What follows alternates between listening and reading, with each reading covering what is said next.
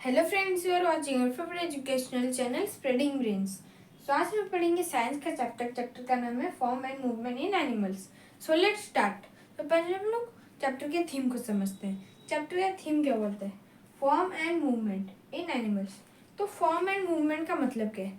कोई चीज़ या फिर कोई एनिमल कैसे फॉर्म हो रहा है और कैसे मूव कर रहा है, उसे हम लोग फॉर्म एंड मूवमेंट बोलते हैं। तो what is the meaning of movement? Movement is nothing but the change in place और पोजीशन ऑफ एन ऑब्जेक्ट और एन बॉडी। मतलब एक बॉडी या फिर एक ऑब्जेक्ट का पोजीशन या प्लेस चेंज हो रहा है, उसे हम लोग बोलते हैं मूवमेंट। हम लोग पढ़ेंगे form and movement in animals. So let's start. So पहले हम आ जाते हैं मूवमेंट इन एनिमल्स। तो मूवमेंट इन एनिमल्स में हम लोग पढ़ेंगे एनिमल्स किस तरह से मूव करते हैं।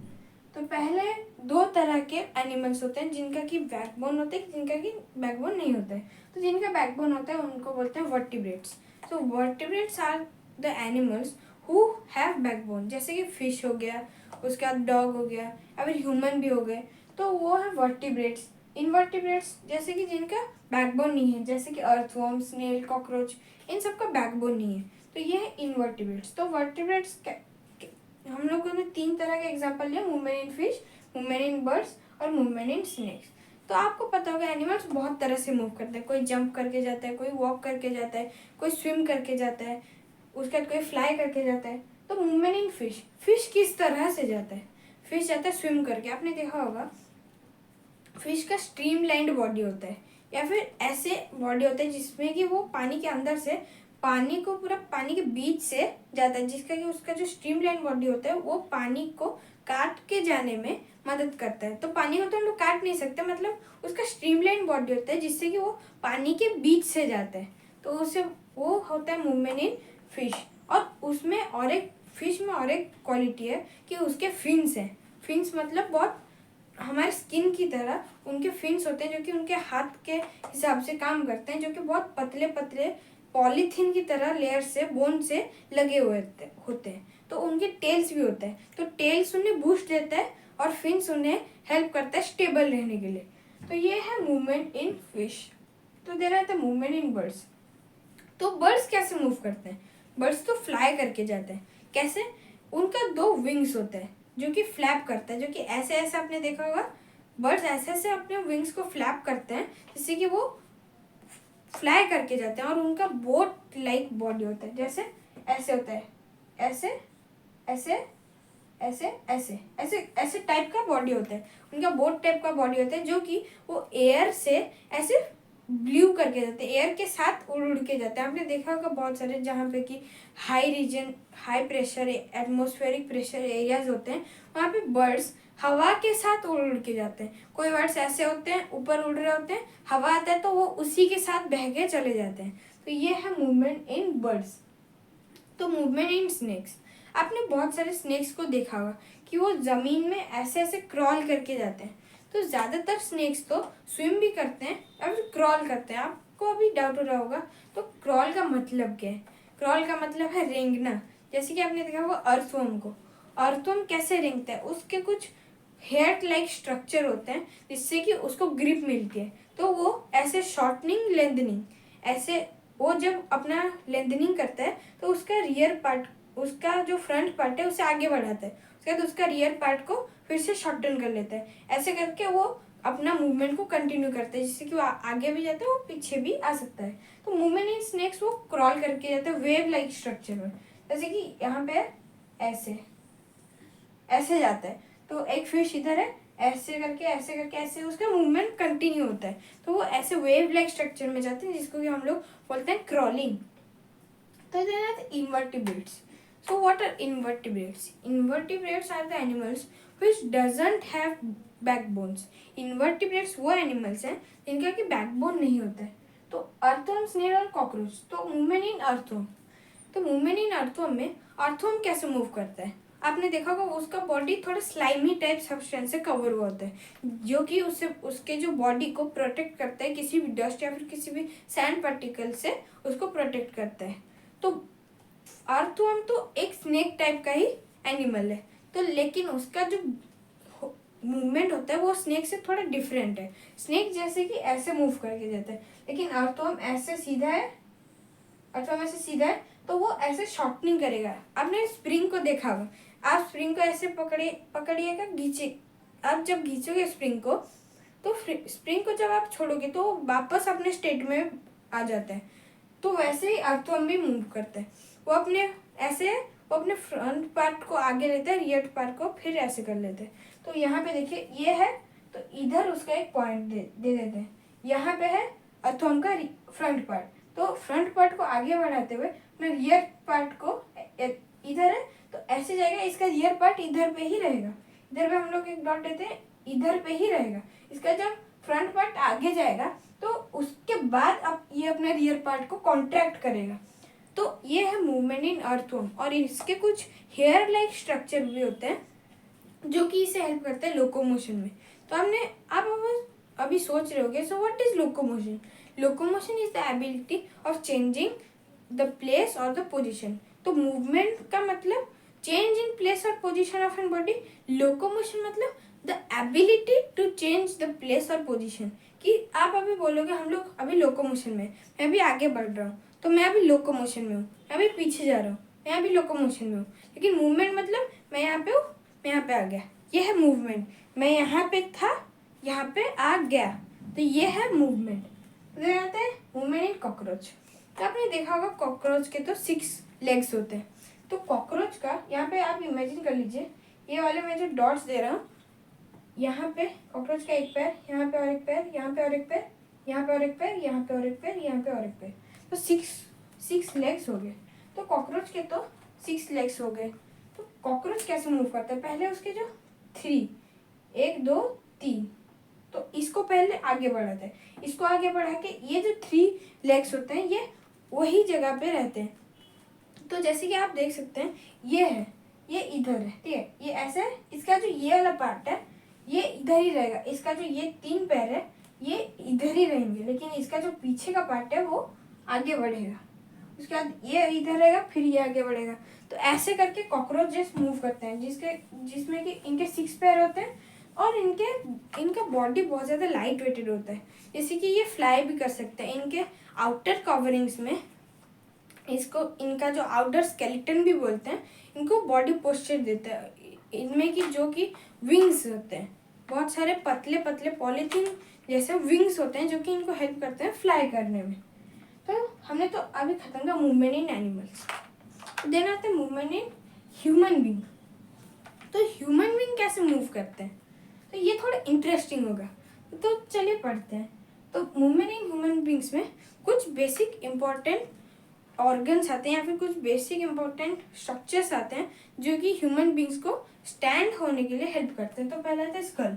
तो स्कल आपने देखा होगा, जो खोपड़ी बोलते हैं, ये जो पार्ट है मेरा, इसको हम लोग स्कल बोलते हैं। इसमें कितने बोन्स होते हैं? 22 बोन्स होते हैं इस जगह पे। इसको जो स्कल बोलते हैं, इसमें 22 बोन्स होते हैं जिसको खोपड़ी भी बोलते हैं। देन आता है रिबकेज। तो रिबकेज क्या है? Ribcage is nothing but A covering of lungs and hearts. यहाँ पे आप देख सकते हो, आपको यहाँ पे जब छुएंगे तो आपको हड्डी टाइप से स्ट्रक्चर्स फील होने के लिए मिलेगा। तो इसको हम लोग बोलते हैं रिबकेज, जो कि इंटरनल सॉफ्ट ऑर्गन्स को प्रोटेक्ट करता है। तो इसमें 12 पेयर्स ऑफ बोन होते हैं, या फिर 24 बोन्स होते हैं, जिसमें कि 4 बोन्स फ्लोटिंग बोन्स कहलाते हैं। तो देखिए यहाँ पे 1 2 3 4 5 6 7 8 9 10 11 एंड 12। इस तरफ 12, एंड यहाँ पे एक हड्डी होता है, ऐसे ऐसे एक हड्डी होता है। इधर से 1 2 3 4 5 6 7 8 9 10 11 12। तो ये जो 4 बोन्स हैं ये सारे बोन्स लगे हुए हैं। तो ये सारे बोन्स लगे हुए हैं, लेकिन ये जो 1 2 3 4 4 बोन्स हैं, ये 4 बोन्स नहीं लगे हुए होते हैं, ये इस बोन से अटैच्ड होते हैं, इस बोन से।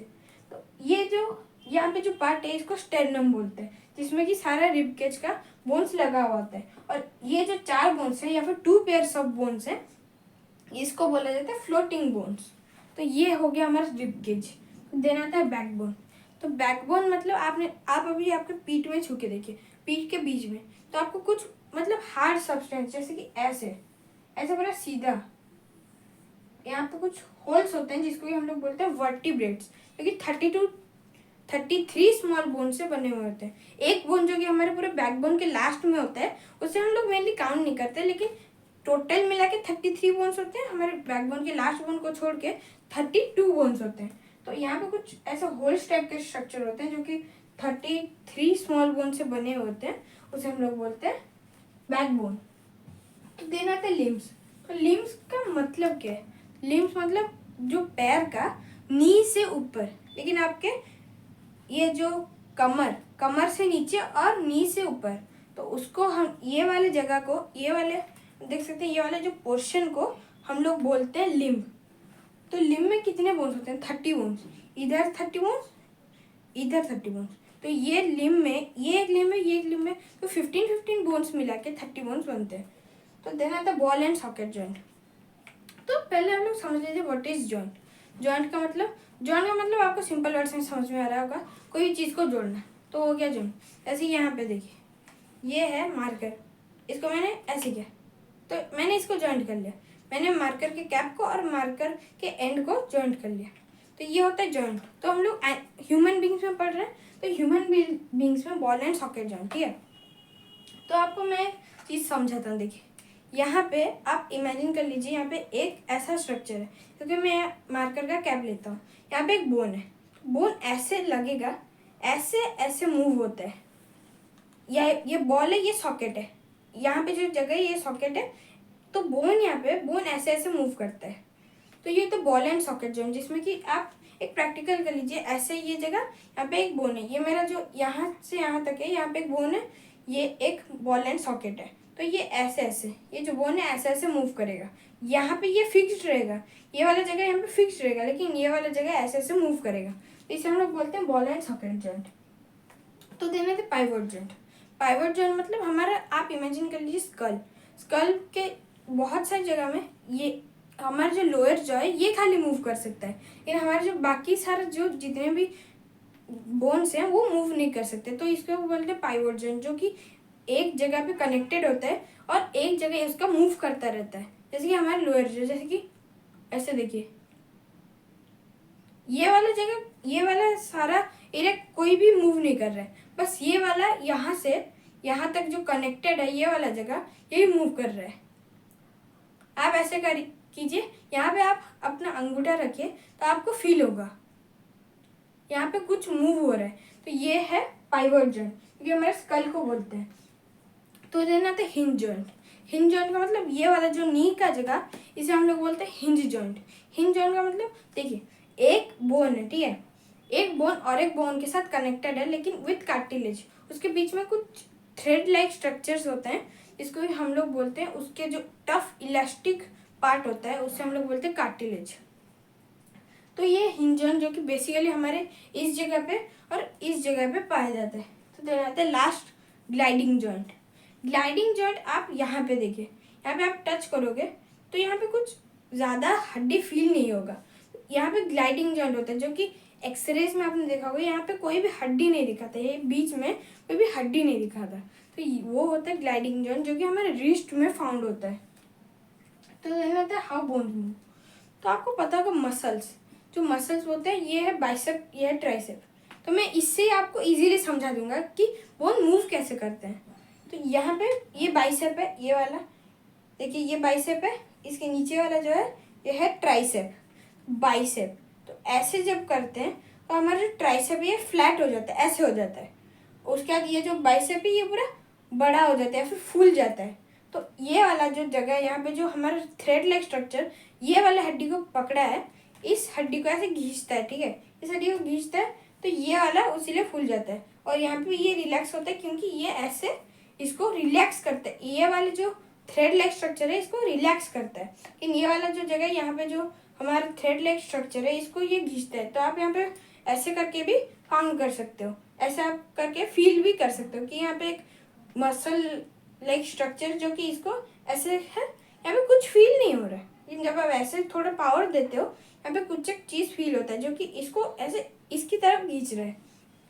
तो ये है मसल, तो जो कि हम लोग बाइसेप बोलते हैं। जब आप ऐसे करते हो या फिर ऐसे करते हो तो ये है ट्राइसेप। ट्राइसेप जो कि जब आप ऐसे अपने हाथ को करते हो तो यहाँ पे कुछ फोर्स लगता है। हम लोग तो हाथ को ऐसे करें तो ऐसे इसका ऑपोजिट साइड में तो मूव नहीं कर सकते, लेकिन मैं आपको एग्जांपल देता हूँ। ऐसे आप ऐसे कीजिए, यहाँ पे पूरा टाइट लगेगा, बहुत ज़्यादा टाइट लगेगा। क्यों? क्योंकि ये वाला जो थ्रेड लाइक स्ट्रक्चर है ये इस वाले बोन को अपनी तरफ खींच रहा है। आप ऐसे करके कीजिए तो आपको फील होगा कि ये कितना जोर से खींच रहा है। आप थोड़ा पावर दीजिए ऐसे, आपको खुद पता चल जाएगा कि क्या है, हाउ बोन्स मूव, बोन्स कैसे मूव करते हैं। तो ये बहुत ज़्यादा ईजी है। तो cartilage, so what is cartilage? Cartilage is a tough elastic part of our bone which is only found in end of the bone. Cartilage मतलब एक ऐसा चीज या फिर ऐसा सब्सटेंस जो कि खाली बोन के एंड में फाउंड होता है। ये प्लास्टिक की तरह लगता है। तो देखिए ये है मार्कर का लास्ट पार्ट। इसको अगर हम लोग निकालेंगे तो ये है हमारा मार्कर का लास्ट पार्ट। तो ऐसे ही होता है हमारा बोन। यहाँ पे बोन है, इसके ऊपर ये कवरिंग है, इसको प्रोटेक्ट कर रहा है। जैसे मार्कर का इंक है, मार्कर का इंक अगर हम लोग ऐसे रख देंगे तो ये फ्लो आउट हो जाएगा। वैसे बोन के अंदर भी एक सब्सटेंस होता है बोन मैरो, जो कि कार्टिलेज प्रिवेंट करता है फ्लो डाउन करने में। ये है, इसके अंदर है बोन मैरो। मार्कर की इंक को आप लोग बोन मैरो समझ लीजिए। तो ये है बोन मैरो, यहाँ पे कार्टिलेज। अगर कार्टिलेज होगा तभी बोन मैरो प्रिवेंट होगा फ्लो होने से। अगर कार्टिलेज नहीं होगा तो बोन मैरो आराम से फ्लो आउट हो जाएगा। तो वो है cartilage, tough elastic part of our end of the bones. तो देन आते हैं हम लोग अपने लास्ट टॉपिक के ऊपर, जो कि है एक्सरेज। तो आप लोग समझ लीजिए what are X rays. X rays are nothing but electromagnetic radiations like visible light. X rays visible light की तरह ही इलेक्ट्रोमैग्नेटिक रेडिएशंस होते हैं। जैसे कि लाइट एक ट्रांसपेरेंट ऑब्जेक्ट से पास करके जाते हैं, वैसे ही इलेक्ट्रोमैग्नेटिक रेडिएशंस हमारे बोन्स और हमारे जो मसल और स्किन से हमारे बोन को रिप्रेजेंट करते हैं, या फिर हमारे मसल और हमारे स्किन से पास होके हमारे बोन को रिप्रेजेंट करते हैं। तो उसे हम लोग बोलते हैं एक्सरेज। तो आप सिंपल वर्ड्स में समझ लीजिए, जैसे कि हम लोग अपना फेस को मिरर में देखते हैं। आप अभी जाके मिरर में देखिए तो आपका फेस जैसे है वैसे ही रहेगा। तो उसके बाद पेपर, अगर आप पेपर लेके जेरॉक्स करेंगे या फिर उसका फोटो उठाएंगे तो वो जैसे पेपर है वैसे ही दिखेगा। तो वैसे ही हमारे बॉडी का जो बोन्स का जो रिपोर्ट होता है या फिर बोन्स का जेरॉक्स कॉपी होता है, उसे हम लोग बोलते हैं एक्सरे रिपोर्ट। तो आपके लिए एक इम्पोर्टेंट क्वेश्चन है, तो एक्सरे मशीन किसने इन्वेंट किया था और किस टाइम पीरियड में इन्वेंट किया था, वो आप लोग कमेंट में लिख के बताइए। तो आज की क्लास के लिए इतना ही। Thank you.